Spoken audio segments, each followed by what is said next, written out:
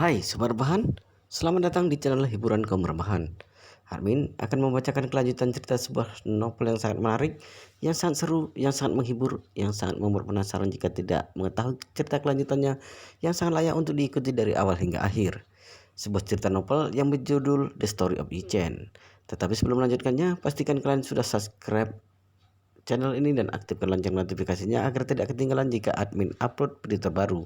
Jika kalian menyukai cerita seperti ini, jangan lupa like, jika berkenan share juga ke teman lainnya agar teman-teman lainnya juga mendapatkan informasi hiburan di channel ini. Baik, kita lanjutkan di part ke-305 bertepatan dengan bab ke-1446. Sojikan berkata, aku meneliti selama beberapa waktu hal-hal metafisika itu memang benar adanya,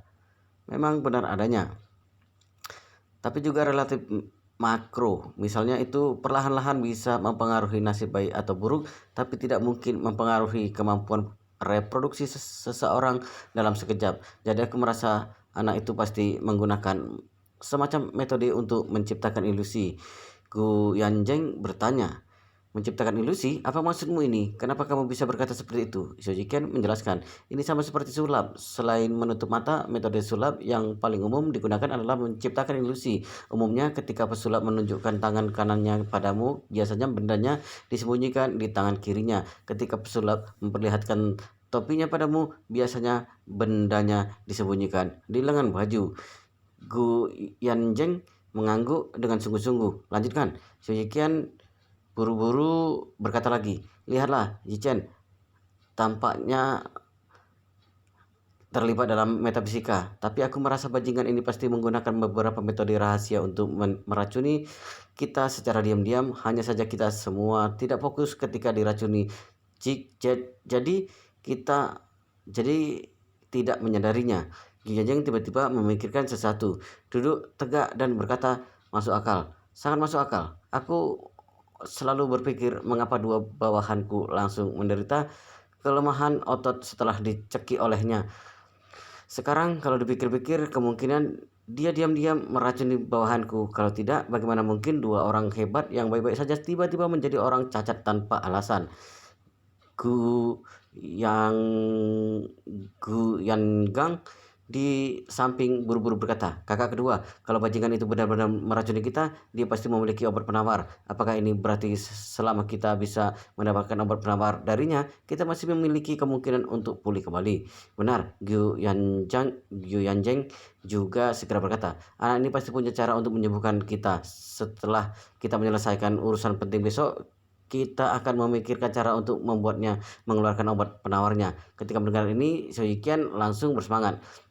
Selama beberapa waktu ini dia selalu memikirkan cara untuk mengobati barangnya. Dia bahkan sedikit ingin menyerah akhir-akhir ini. Tapi ini tidak berarti dia benar-benar ingin menerima keadaan ini. Hanya saja dia benar-benar tidak berdaya. Kalau bisa menyembuhkan barangnya, tidak peduli seberapa besar pengorbanannya, dia juga bersedia.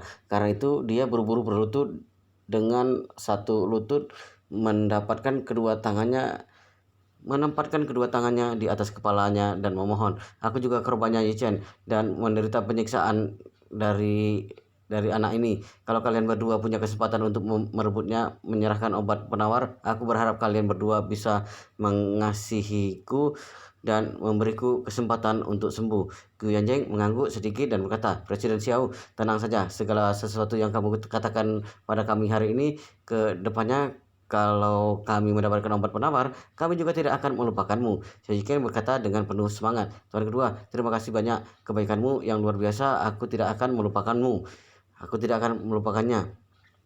Gu Yanjeng menjawab, ya, dan berkata padanya, baik Presiden Xiao, sudah larut, kamu juga cepat pulang untuk beristirahat. Kami akan tetap kontak denganmu tentang masalah ini dan akan memberitahumu secepatnya jika ada kabar. Shojiken buru-buru mengangguk dan berkata dengan hormat, Tuan kedua, kalau begitu aku pergi dulu.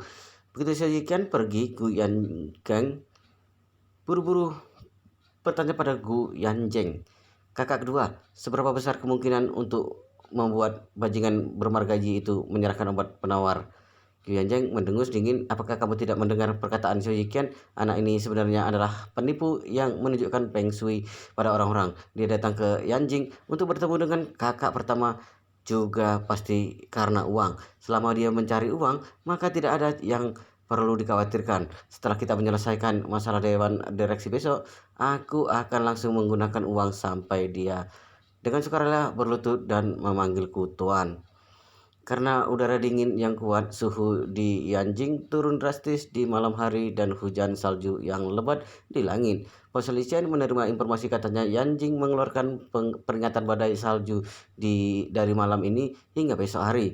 Yichen mengenakan pakaian tipis dan keluar ke balkon ruang tamu. Semua yang ada di pikirannya adalah orang tuanya.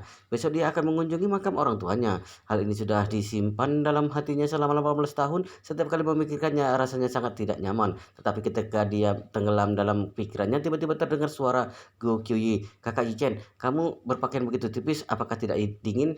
Yichen menoleh ke belakang, tidak tahu sejak kapan Go Kyuyi memasuki kamar dan sampai di pintu balkon. Kyukuyi buru-buru menjelaskan, maaf kakak Ichen, tadi aku mengetuk pintu tapi tidak ada jawaban, jadi aku mendorong pintu dan masuk. Ichen sedikit tersenyum dan mengangguk dengan lembut. Tidak apa-apa, untuk apa masih begitu sungkan di antara kita. Tiba-tiba wajah Kyukuyi yang cantik memerah. Dia berjalan ke arah Ichen dan bertanya padanya, kakak Ichen, apa kamu memikirkan sesuatu tadi? Ichen mengangguk, sedang memikirkan hal-hal di masa lalu. Kyukuyi dengan lembut menyentuh tangannya, kemudian memegangnya tanpa melepaskannya dan berkata dengan penuh syukur, kakak Ichen, kondisi ayahku berkat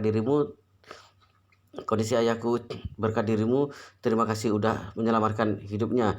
Ichen berkata dengan tulus, Gu Nanan, paman Gu adalah teman baik ayahku, juga panutan, juga penatua yang aku hormati. Aku tidak bisa hanya diam saja melihat dia sakit parah. Tidak masalah kalau aku tidak memiliki kemampuan, karena aku memiliki kemampuan ini tentu saja akan menyelamatkannya. Ya, Gyukuyi mengangguk berat dan berkata, kakak Ichen, berapa hari kamu bisa tinggal di Yanjing kali ini? Jangan-jangan setelah menemani ayahku ke rapat dewan direksi besok dan mengunjungi makam paman dan bibi Yi, kamu akan langsung kembali. Ichen berkata, aku masih ada urusan pribadi lusa. Aku akan kembali setelah selesai. Tiba-tiba ada sedikit penyelesaian dan kesedihan pada ekspresi Gikuyi. Dia mendongak dan menatapnya dengan mata jernih dan bersemangat. Lalu bertanya, kakak Ichen, apakah kamu tidak bisa tinggal selama beberapa hari lagi? Sebentar lagi tahun baru. Bagaimana kalau kamu baru pergi setelah melewati tahun baru di rumahku? Ichen terkekeh. Masih ada 20 harian lagi baru tahun baru. Kalau aku masih tidak kembali, aku tidak bisa menjelaskan pada kakak iparmu. Gikuyi berkata dengan wajah merah, dengan wajah marah. Aku tidak mengakui dia adalah kakak iparku. Lagi pula, kamu juga bukan benar-benar kakakku. Kamu adalah tunangan yang sudah aku tetapkan sejak kecil. Ichen menggelengkan kepalanya tanpa daya dan berkata sambil tersenyum, baik, perkataanmu adalah benar. Gikuyi tiba-tiba merasa sedikit kecewa dan diam-diam berpikir, setiap kali mengobrol dengan Ichen, dia selalu mengingatkanku fakta bahwa dia sudah menikah dengan berbagai cara. Tapi apakah dia tidak tahu bahwa perintah orang tua adalah yang terpenting?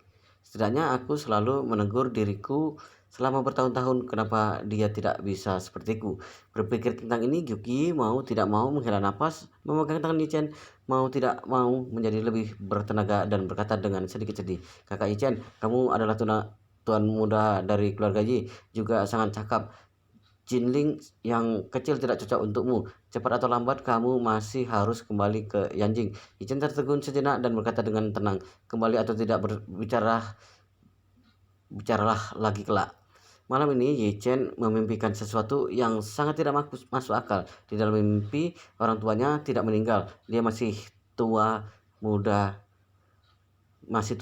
keluarga Yi. Selain itu, dia sudah tumbuh dewasa, telah menarik banyak perhatian di Yanjing dan memiliki kemampuan yang luar biasa. Di dalam mimpinya, dia mengenakan setelan yang rapi, membawa korsase pengantin pria dan memimpin konvoi mewah ke villa besar keluarga Gu ini. Dan di dalam villa, Gokuyi mengenakan gaun pengantin putih, duduk di tempat tidur di kamarnya dan memandangi dirinya dengan senyum yang indah. Kemudian sekelompok pria dan wanita muda yang tidak dia kenal mendesaknya untuk mencari sepatu merah Gokuyi di mana-mana. Ketika dia menemukan sepatu merah Gyugyuyi dan dia sendiri yang membantunya memakainya, adegan ini langsung melintas ke adegan pernikahan. Pernikahan dalam mimpi sangat besar hingga ekstrim. Orang tua Yichen ada di sana dengan senyum bahagia dan ramah di wajahnya. Ketika musik pernikahan berbunyi, Gu Yanjong memegang tangan Gyugyuyi berjalan ke depannya. Dia tersenyum dan menyerahkan tangan Gyugyuyi kepadanya. Setelah itu keduanya mengucapkan janji pernikahan, tukar cincin, dan saling berciuman. Lalu pembawa acara meminta Gyugyuyi untuk mengunjungi pengiring pengantin dan melemparkan bunga pernikahan.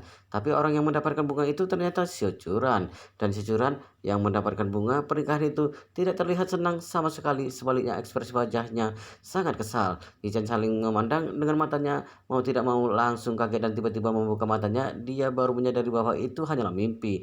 Dia dikejutkan oleh mimpinya yang tidak masuk akal. Dia tertegun selama beberapa menit sebelum perlahan-lahan pulih kembali. Melihat langit di luar jendela semakin terang, dia menghela napas lalu bangkit untuk mandi dan keluar dari kamar. Di lantai bawah, Lin Wan Qiu sedang menyiapkan sarapan dengan pembantu. Pagi-pagi Gu Yanjong sudah bangun duduk di ruang tamu dengan penuh semangat memegang secangkir kopi dan membaca koran terkini pagi ini. Di era ini sudah tidak banyak orang yang masih suka membaca koran. Dan Gu Yanjong adalah salah satunya. Melihat Yichen turun, dia langsung tersenyum dan melambai padanya berkata sambil tersenyum, "Yichen, kemarilah." "Baik, Paman Gu," Yichen menjawabnya dan berjalan menghampirinya. Di sofa, Yichen duduk di samping Gu Yanjong. Gu Yanjong menyerahkan koran di tangannya dan berkata sambil tersenyum, "Lihatlah halaman depan." Yichen mengambil koran dan melihat judul halaman depan. Ada sederet kata-kata besar di atasnya. Kondisi ketua Dewan Grup Gu sangat kritis. Grup perusahaan dengan aset triliunan mungkin tidak memiliki pemimpin. Yichen mau tidak mau mengerutkan kening dan berkata, "Koran ini terlalu tidak bertanggung jawab dalam berbicara, bukan?" Gu Yanjong sedikit tersenyum dan berkata, "Ini pasti perbuatan kedua adikku itu. Pertama akan menyebarkan rumor bahwa kondisiku kritis, kemudian membuat pemegang saham dan pasar kehilangan kepercayaan pada grup Gu, membuat lembaga sekuritas menurunkan ekspektasi mereka terhadap harga dan kinerja saham grup Gu. Dengan begitu, harga saham grup Gu pasti akan menurun." Saat berbicara, Gu Yanjong melihat jam tangannya dan berkata sambil tersenyum, "Sekarang jam setengah 9, masih ada 1 jam pasar dibuka. Pada saat itu, harga saham semua perusahaan yang terdaftar di bawah grup Gu pasti akan turun drastis, bahkan akan langsung turun sampai batas bawah." Yichen mau tidak mau mengerutkan kening. "Pamanku, mereka juga pemegang saham grup Gu. Mereka melakukan ini, bukankah aku merugikan diri mereka sendiri? Bukankah akan merugikan diri mereka sendiri?" Gu Yanjong menggelengkan kepalanya dan berkata sambil tersenyum, "Bagi pemegang saham utama sebenarnya tidak masalah kalau harga saham turun sedikit." Setelah itu Gu Yanjong menjelaskan, "Lihatlah, kalau sekarang harga saham turun karena berita aku sakit parah. Yang paling panik adalah investor retail dan pemegang saham kecil. Melihat uang di tangan mereka sudah hangus, mereka pasti akan mengungkapkan berbagai ketidakpuasan melalui berbagai saluran. Dan harga saham turun karena aku sakit parah, kesalahan ini pasti aku yang harus menanggungnya. Jadi pada saat itu mereka bisa lebih mudah menghasut pemegang saham lain untuk memaksaku menyerahkan posisi karena sekarang pasar tidak yakin denganku. Hanya dengan aku menyerahkan posisi mereka baru bisa bernapas lega. Begitu mereka berhasil mencapai tujuan untuk menendangku keluar dari jajaran dewan direksi, harga saham akan naik kembali nantinya. Jadi pada dasarnya tidak ada kerugian yang sesungguhnya bagi mereka berdua. Trik ini disebut meminjam tangan orang lain untuk melakukan sesuatu." Setelah mendengarkan penjelasan Gu Yanjong, Yichen mengerti tujuan sebenarnya. Anak kedua dan anak ketiga keluarga Gu memanipulasi media untuk merilis berita semacam ini. Dia juga semakin menantikannya ketika mereka tiba di grup Gu. Bagaimana pasaran kedua orang yang layaknya Kasim itu telah melihat Gu Yanjong yang sehat dan penuh energi. Saat ini Gu Yi juga turun melihat ayahnya dan Yichen sedang membaca koran. Dia bertanya dengan penasaran, "Ayah, kakak, Yichen, kalian sedang melihat berita apa? Kenapa terlihat begitu menarik?" Gu Yanjong berkata sambil tersenyum, "Ayahmu ini menjadi berita utama hari ini. Sungguh, Gu Yi?" Sungguh, Gu Yi bergegas. kemari melihat judulnya dan langsung berkata dengan marah, "Bukankah ini keterlaluan? Meskipun sebelumnya kondisinya memburuk juga hanya perlu dirawat di rumah sakit karena belum sampai ke tahap kritis. Kenapa perkataan media ini sama sekali tidak bertanggung jawab?" Gu Yanjong tertawa keras. "Kamu sendiri berada di industri hiburan, apakah kamu masih tidak tahu gaya media swasta seperti ini bertindak sesuai dengan indikasi yang masuk akal, mempercayai berita yang tidak akurat, bahkan berbicara omong kosong? Bukankah mereka pandai melakukan hal ini? Apalagi di belakangnya pasti ada orang yang menghasutnya. Kalau tidak, mereka juga tidak akan mempublikasikan berita yang belum diverifikasi seperti ini." Yuki tiba-tiba menyadari. Setelah berpikir sejenak, dia bertanya, "Ayah, jangan-jangan paman kedua dan paman ketiga yang melakukannya?"